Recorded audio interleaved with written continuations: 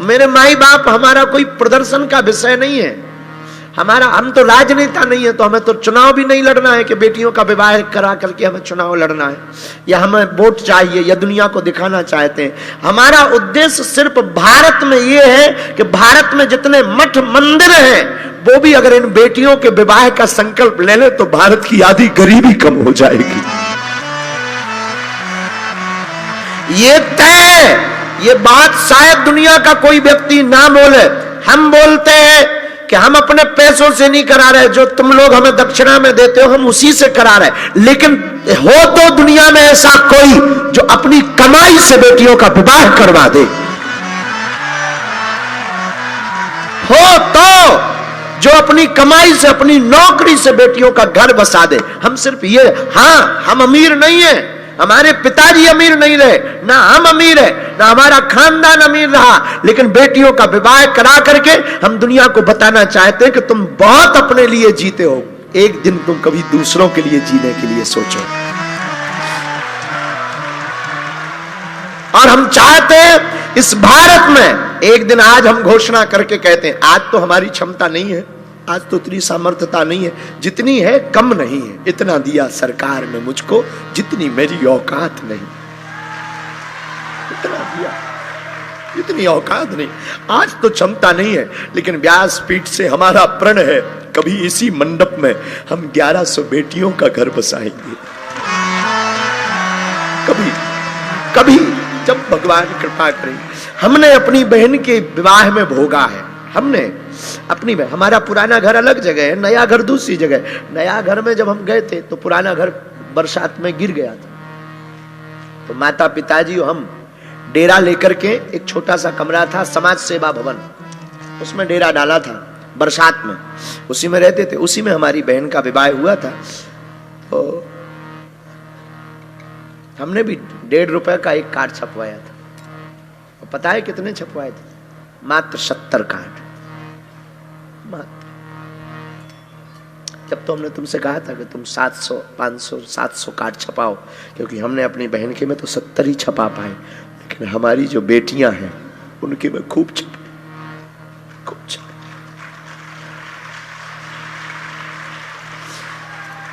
हम तो अपनी बहन के विवाह में व्यवस्था नहीं कर पाए, तैयारी नहीं कर पाए, लेकिन अब हम भारत के किसी भी भाई की आंखों में आंसू नहीं देखना चाहते। हमने जो सहा वो दुनिया ना सहे, हमने जो दुख भोगा वो दुनिया ना भोगे, हमने जो अवहेलना सही वो दुनिया ना सहे। आज बताना नहीं चाहिए, पर हम आज रह नहीं पा रहे, अपने आप को कंट्रोल नहीं कर पा रहे। हम जिस मकान में रहते थे वहां पूरे गांव के लोग गंदगी करते थे उस कमरे में। बरसात में जब मकान गिर गया तो हमने खुद अपने हाथ से साफ की मकान, उस कमरे को साफ करके डेरा डाला। 2 दिन तक भोजन माँ ने स्कूल में बनाया और फिर रहे। समय है, लेकिन एक बात बोले, क्षमा करना, हम बहुत विनम्रता पूर्वक हाथ जोड़कर कहते हैं, ये भगवान की कृपा है सो तो ठीक है, पर हमने कभी हनुमान जी के चरण को नहीं छोड़ा। यहाँ हमारे गांव के लोग भी बैठे, तो बहुत तरीके से जानते होंगे, गांव के लोग भी बैठे, उन सबको पता, हमारे सामने भी भाभी जी का परिवार पूरा सब लोग बैठे हैं। तो इनके सामने हम ये कह रहे हैं कि हम जब भी बचपन से ही, हमारे गांव में एक महामाई माता कहलाती वहां हनुमान जी, जब तक हम उस घर में रहे तो चक्की वाले हनुमान जी के पास रोज जल चढ़ाने गए। संजू को याद होगा।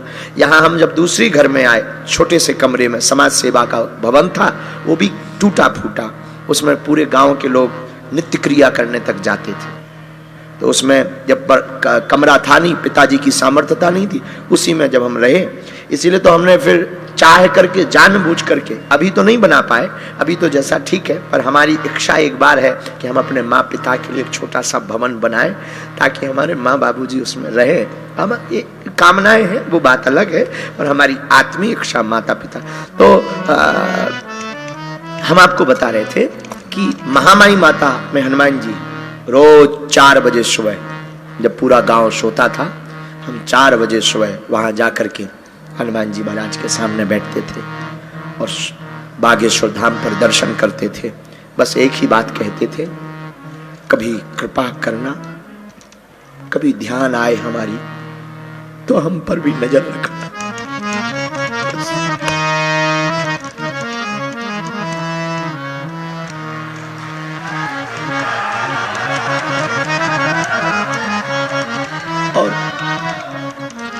और उनको ध्यान आई, उनको ध्यान आई, उनको ध्यान आई, उनको खबर आई, उन्होंने देखा और देखा और बैठा दिया, ले बना पर्चा, लगा दरबार, कर कथा। भगवान बहुत दयालु है।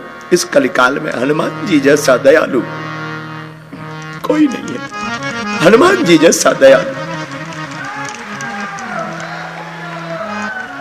हम तो अपना अनुभव कहते, दुनिया का नहीं।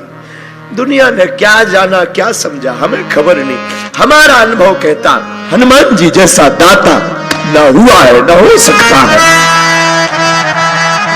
हनुमान जी जैसा भगवान हुआ है। सबके लिए कोई कुछ होगा, हमारे लिए तो हनुमान जी। लोग कहते हम क्या कहते, हम तो हनुमान जी के नाम पे खाते, हनुमान जी के नाम पे खा रहे हैं, हनुमान जी के नाम पे ही खा रहे हैं, पर उसकी कृपा है।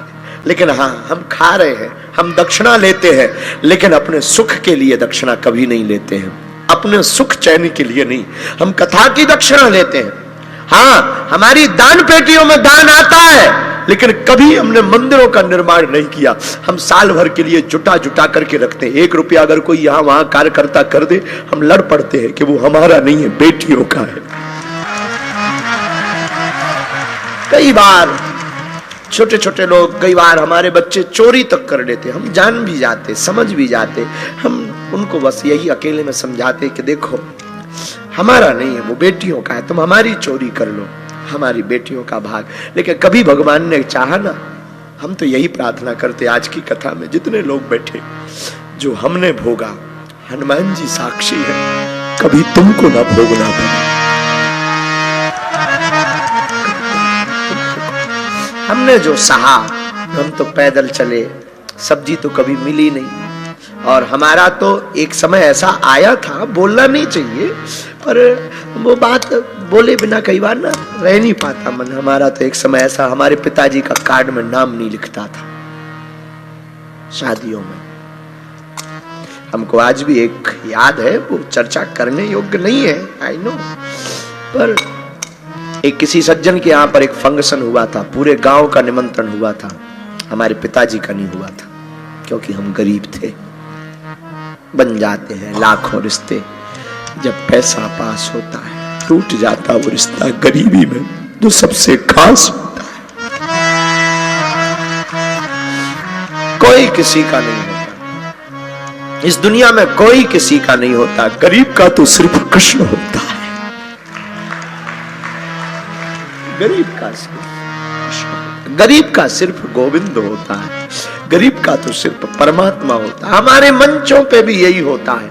बड़े बड़े अमीर लोगों को हमारे सेवादार चढ़ा देते हैं, बड़े बड़े जो पद पर बैठे हैं वो आरती कर जाते हैं, जो पैदल चलकर आते हैं, धक्के खाकर आते हैं, वो बेचारे पीछे खड़े रह जाते हैं,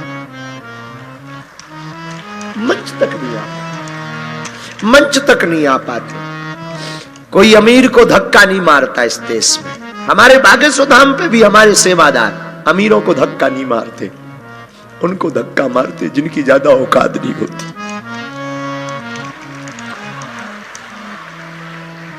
पर क्या करें, हमारी भी मजबूरी है, किसको हटा दें, किसको भगा दें। लेकिन हम कोशिश करते हैं सदा, तो जब तक जिएंगे कोशिश करेंगे हमारे द्वार से कोई गरीब चला ना जाए।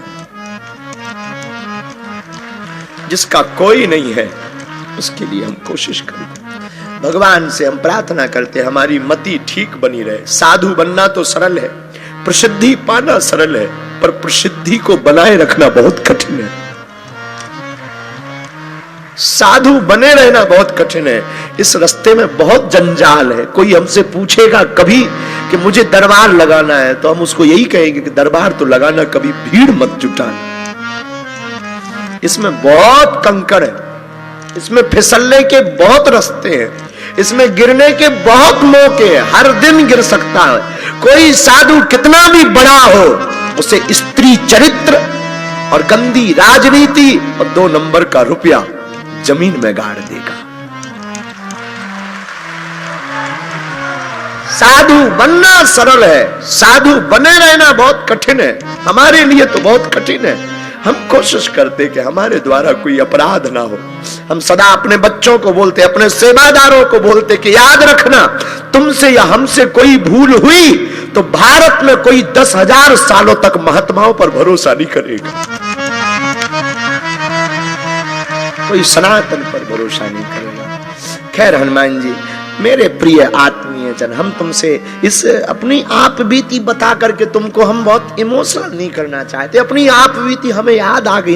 हम आपको सिर्फ ये बताना चाह रहे कि तुम अपने काम आओ, पर तुम्हारे आसपास कोई ऐसा हो जो वंचित हो, गरीब हो, दीनहीन हो, तुम्हारी जिम्मेदारी है एक घड़ी सही उसका सपोर्ट जरूर करो,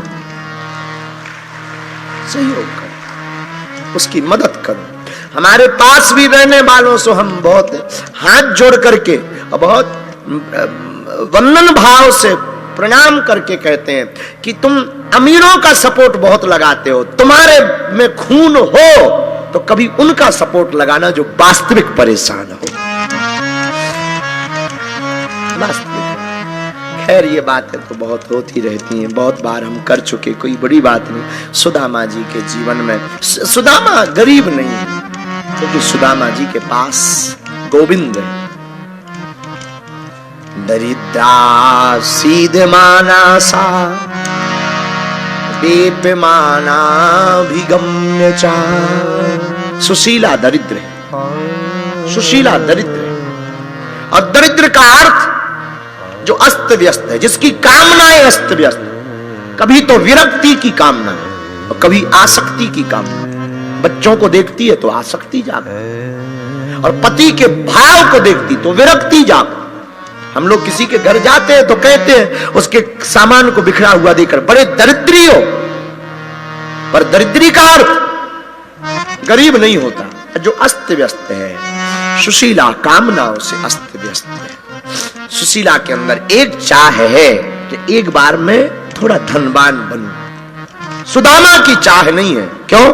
कृष्णस्यासीत सखा कश्चिद ब्राह्मणो ब्रह्मवित्तमा विरक्तेन्द्रियार्थेषु प्रसन्नात्मा जितेन्द्रिया। सुदामा जी तो विरक्त, ब्राह्मण भी है, ब्रह्मवित्तमा भी है, ब्रह्म को जान चुके। और जो ब्रह्म को जान जाता है वो फिर आसक्ति की तरफ नहीं भागता। जो अनुराग को जान जाता वो फिर राग में नहीं फंसता, अनुराग में फंसता, वो फिर वैराग्य में जाता है, वैराग्य की धारणा में जीता है। मेरे आत्मीयों, मेरे प्रियजनों, हम आपको कहें सुदामा गरीब नहीं है। और एक बात, गरीब का सिर्फ गोविंद होता है। फिर बोलते हैं गरीब का सिर्फ गोविंद होता है, सिर्फ गोविंद होता है। लेकिन भगवान कृष्ण के इतिहास में और जीवन में अगर कोई हमसे पूछे, बहुत मिले होंगे भगवान कृष्ण को, सुदामा जैसा नहीं मिला होगा।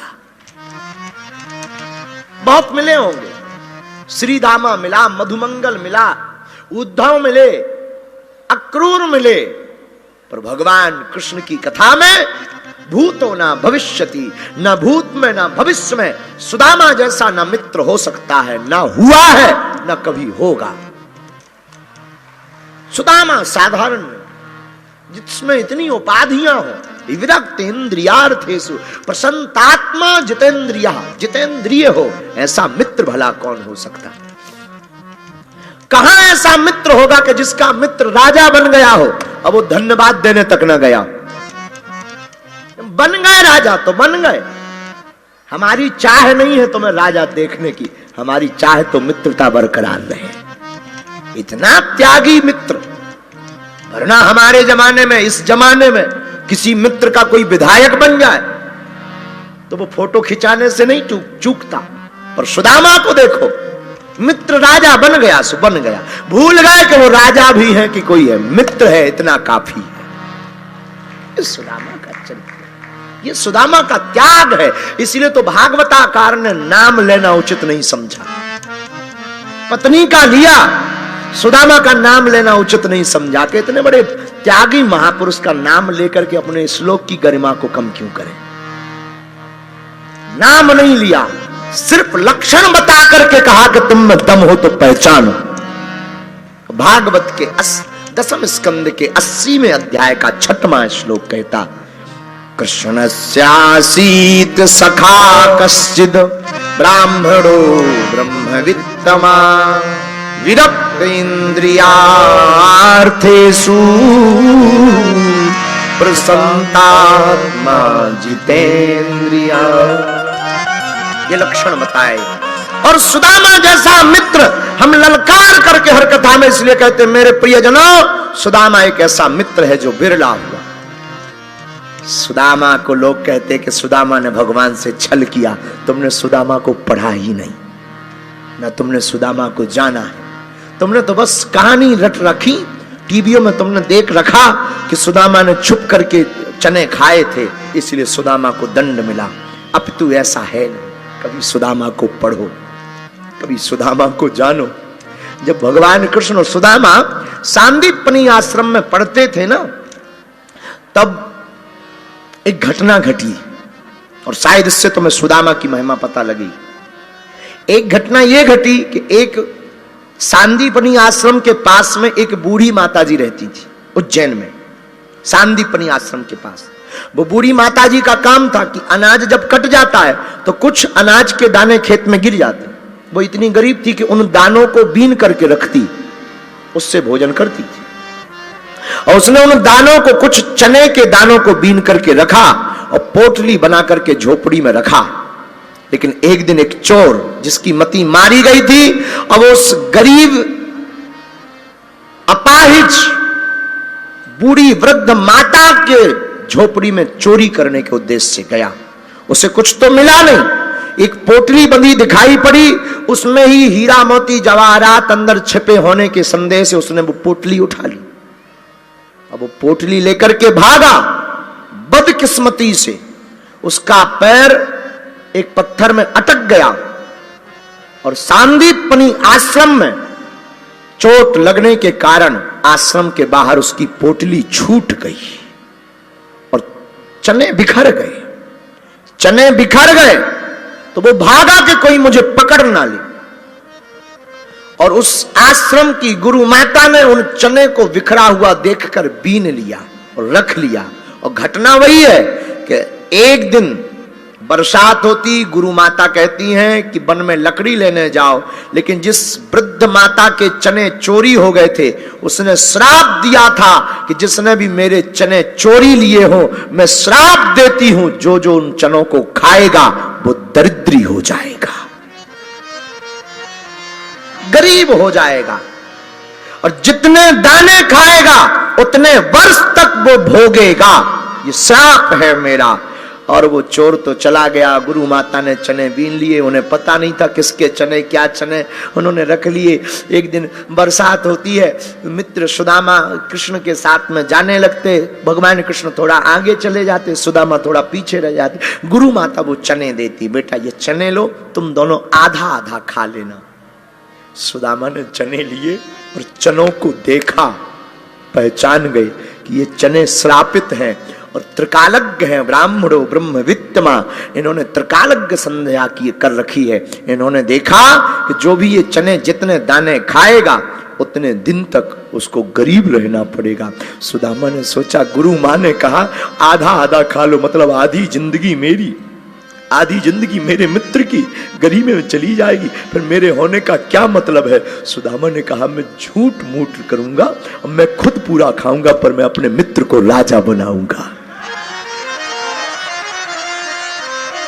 ऐसा मित्र सुदामा है, इसलिए सुदामा जैसा मित्र ना हुआ है, ना हो सकता। ऐसे सुदामा जी।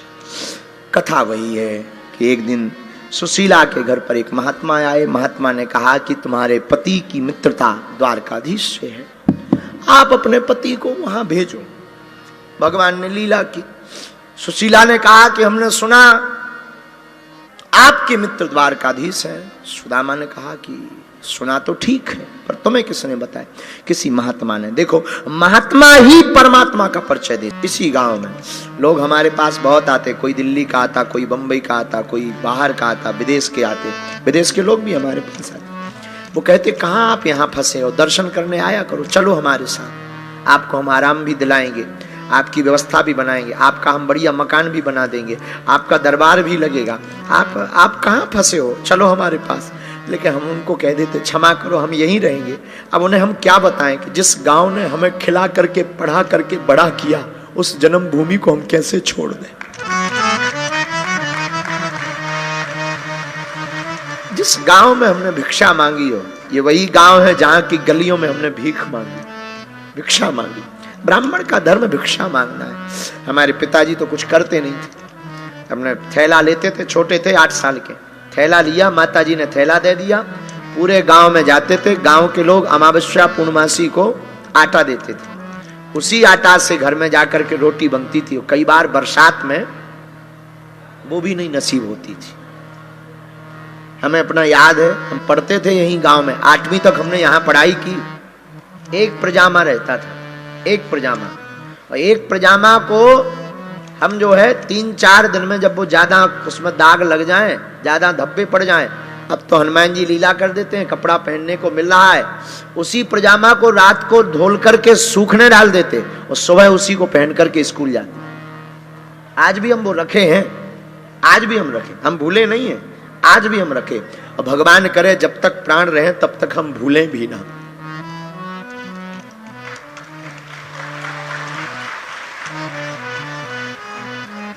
लेकिन हमने जितना दुख सहा है, हम नहीं चाहते दुनिया का कोई भाई अपनी बहन के विवाह में दुख सहे। अभी हमको हमारे बच्चे डांट रहे थे कि आप इतना थक रहे, आपका गला बैठ रहा, आप खाना भी नहीं खा रहे, आप सो, सब हो जाएगा। उनको कौन बताए कि तुम तो ठीक हो। जिस बेटी की शादी होनी है, वो 152-53 बेटियां हम पर भरोसा करके आ रही हैं कि बागेश्वर धाम में शादी होनी है। अगर उनके अभावगत में कुछ कमी हो जाएगी तो हम अपने आप को क्या जवाब देंगे। उनकी तो आशा हमसे जुड़ी, उनकी तो आशा हमसे